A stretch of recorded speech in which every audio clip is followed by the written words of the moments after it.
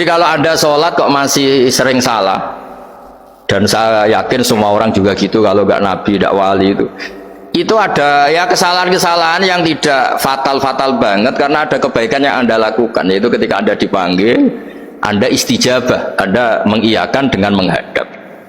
Ya, itu sudah bagus. Nah, setelah menghadap ternyata disuruh apa itu tidak nurut. Disuruh apa nggak nurut itu satu kesalahan yang tidak mengganggu poin pertama tadi, Anda menghadap. Sehingga banyak cerita di hadis-hadis, ada sahabat yang zaman itu tidak soleh-soleh banget. Zaman itu ketika Nabi, saya ini mau sholat ya Rasulullah, tapi jangan diminta berhenti dari begini-begini. Beliau menyebutkan sekian kemungkaran sahabat tadi. Nabi komentarnya itu sayan hahumayakul. Nanti kalau sering sholat lama-lama ya nggak begitu itu. Nah, ini kelirunya kita sebagai manusia.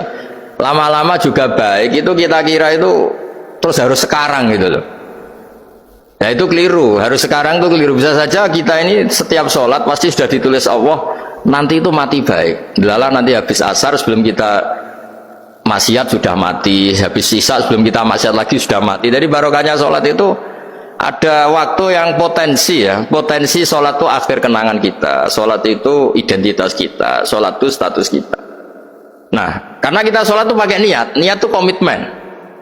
Sementara kalau Anda maksiat itu tidak pakai niat, karena zallah itu ya ada niat maksiat, tahu-tahu mungkin di bis ketemu orang cantik, terus agak jelalatan, tapi kan tidak niat. Tapi kalau sampai sholat kan datang ke masjid, bayangkan diimami ini, nanti kamu takbir, nanti kamu baca ini, baca ini. Jadi benar-benar komitmen, itu status kita.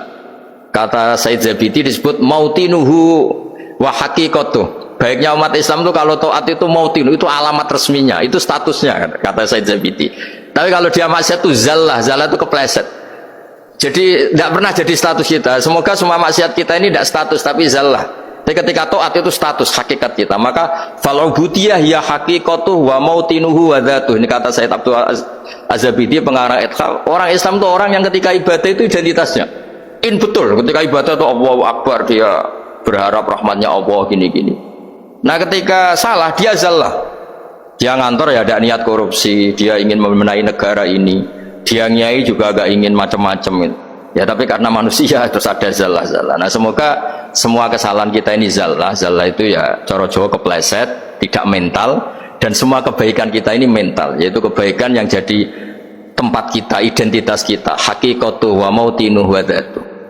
Tapi jangan pernah berpikir kalau apa artinya sholat kalau kita masih melakukan kemungkaran, itu salah besar. Sholat itu wajib, dengan Anda sholat itu sudah mengurangi kemungkaran Anda, karena Anda tidak melawan ketentuan Allah Ta'ala. Kayak kita orang Indonesia, meskipun kita koruptor, mau jadi KTP Indonesia sudah bagus, kita mau jadi warga Indonesia, meskipun setelah itu kita korupsi dan salah, tapi lumayan mau jadi warga apa? Indonesia. Orang mau sholat artinya dia menstatuskan diri sebagai hamba Allah, taken kontra, kalau saya ini hambamu ya Allah, anta robbi, iya karena butuh, iya karena stain. Soal salah ya salah aja, yang sama, kita tetap warga Indonesia meskipun kita salah, meskipun kita koruptor, meskipun kita salah, tetap aja warga Indonesia yang berhak mendapat jatah makan meskipun di penjara, meskipun apa. Sama, kita ini hamba Allah yang mengakui kalau Allah itu Tuhan, kita hamba. Dan barokahnya pengakuan itu insya Allah di cerita-cerita syafaat, kalau kita dosa atau apa insya Allah dapat syafaatnya Rasulullah SAW, karena kita tidak pernah lari dari status kehambaan.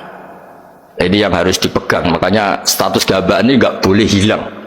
Kita harus sering bilang Robbi, Robbi, Tuhanku yang merawat aku, yang memberi aku.